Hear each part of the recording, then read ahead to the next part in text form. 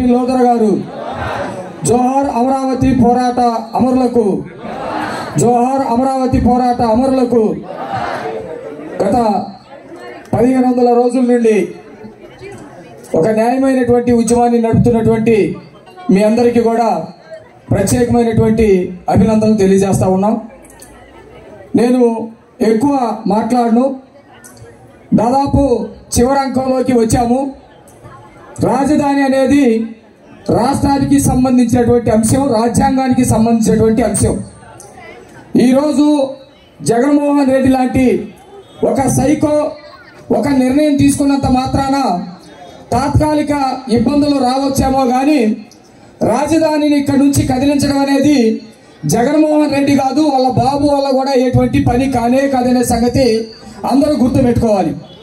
జగన్మోహన్ రెడ్డి వాళ్ళ బాబుని పైనే పేలిస్తే ముఖ్యమంత్రికి బాటలు పడవచ్చేమో కానీ, లేకపోతే వాళ్ళ బాబాయిని బాత్రూంలో చంపేస్తే ముఖ్యమంత్రి అవ్వచ్చేమో కానీ, అమరావతి జోలికి వస్తే అతను జైలుకి వెళ్ళటం తప్ప ఇంకొక మార్గం అతనికి ఉండదనే సంగతి కూడా అతను గుర్తు పెట్టుకోవాలి.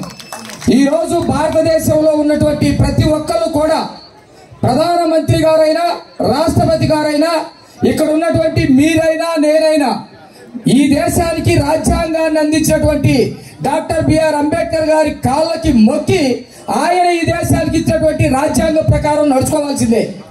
ఒక సాధారణమైనటువంటి ఎస్ఐ కానీ, సిఐ కానీ, కలెక్టర్ కానీ, ఎస్పీ కానీ, అసెంబ్లీలు కానీ, పార్లమెంట్లు కానీ, రాష్ట్రపతి కానీ, ప్రధానమంత్రి కానీ, ఎవరైతే డాక్టర్ బిఆర్ అంబేద్కర్ గారు ఉన్నారో ఆ అంబేద్కర్ గారు అందించినటువంటి రాజ్యాంగం ప్రకారం నడుచుకోవాలి.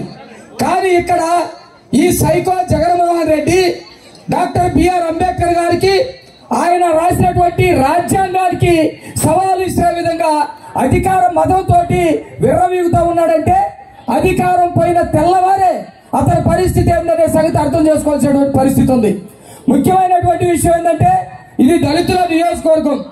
ఈ దేశంలో ఎక్కడా కూడా దళితుల నియోజకవర్గంలో రాజధాని లేదు. దాదాపు 23 రాష్ట్రాలు ఉన్నాయి. ఈ దేశంలో ఉన్నటువంటి అన్ని రాజధానులు కూడా వివిధ ప్రదేశాల్లో ఉన్నాయి తప్ప దళితుల నియోజకవర్గంలో లేదు.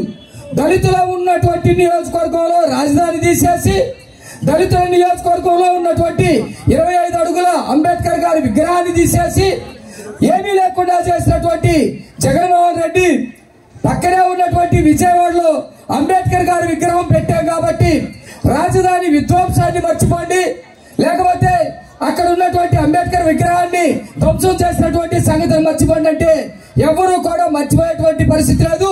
ఆ విగ్రహాన్ని చూస్తే నువ్వు చేసినటువంటి విచ్ఛిన్నం, నువ్వు చేసినటువంటి మోసం గుర్తుకొస్తుంది. నువ్వు కుటుంబాలని చీల్చేటువంటి వ్యక్తివి. నీ కుటుంబాలని చీలిస్తే నీకు అధికారం రావచ్చేమో కానీ రాజధానిని చీలిస్తే మాత్రం ఖచ్చితంగా నువ్వు జైలుకి వెళ్ళేటువంటి పరిస్థితి వస్తుంది. ఖచ్చితంగా 3 నెలల్లో అమరావతి రాజధానికి పూర్వ వైభవం వస్తుంది, సంపూర్ణమైనటువంటి నిర్మాణం వస్తుందని ఎవరైతే ఈ రాజధాని నిర్మాణానికి తలపెట్టాడో అదే చంద్రబాబు నాయుడు గారి చేతుల మీదుగా పూర్తి అవబోతుందని ఈ సందర్భంగా తెలియజేస్తూ నాకు ఈ అవకాశం ఇచ్చిన మీ అందరికీ నమస్కారంతో ముగిస్తున్నాను.